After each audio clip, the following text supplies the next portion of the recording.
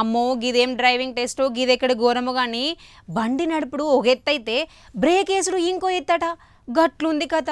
కానీ ఇక్కడ బ్రేకుకు బదులు ఎక్సిలేటర్ దొక్కితేనా బండి జర్ర రాకెట్ లెక్క దూసుకొని పోతుంది.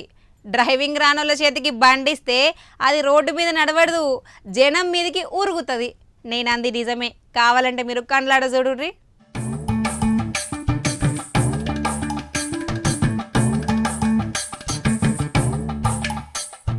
గుంటూరు జిల్లా తెనాలి పట్టణంలో ఉన్న చెంచుపేట మార్కెట్ యార్డ్ల కథ గట్టిగా నడుస్తుంది. అక్కడ ఆర్డీఓ అధికారులు హుషారుగా డ్రైవింగ్ లైసెన్స్ పరీక్షలు పెట్టిర్రు. ఇక అంతట్లోనే ఒక పిల్ల కార్ వేసుకొని డ్రైవింగ్ టెస్ట్కి వచ్చింది. బండిని 8 షేప్లో తిప్పమంటే ఆమెకు టెన్షన్ ఎక్కువైందేమో కానీ తొక్కాల్సిన బ్రేక్ను ఇడిచి గట్టిగా ఎక్సిలేటర్ మీద కాలు వెచ్చి నొక్కింది. గంతే ఆ కారు జర్ర కంట్రోల్ తప్పి అక్కడ నిలబడ్డ జనం మీదకి బుల్లెట్ లెక్క దూసుకొని పోయింది.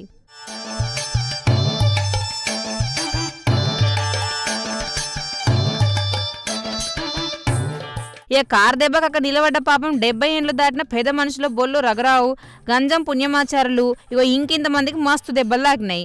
వీళ్ళందరిట్లో కొందరికి గట్టిన దెబ్బలు తాకినాయి.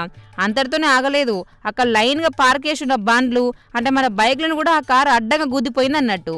లైసెన్స్ కోసం వస్తే ఉన్న బైకులు సుతా ఊడపోయినాయి కదా.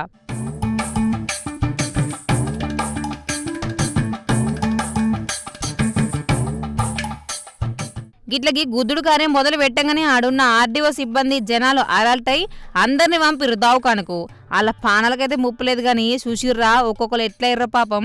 అయినా ఆమె బ్రేకులు బదులు ఎక్సిలేటర్ నొక్కుడేందో పాపం గీళ్ళంతా దావకంలో వరుడేందో కానీ జర పైలముల్లా బయటకోయినా అసలు డ్రైవింగ్ పూర్తిగా రానోళ్ళ చేతికి ముందే బండెందుకు ఇస్తారో పాపం గంతమంది పానాలు ఏం కావాలని నెత్తునరు మొత్తుకుంటుర్రు.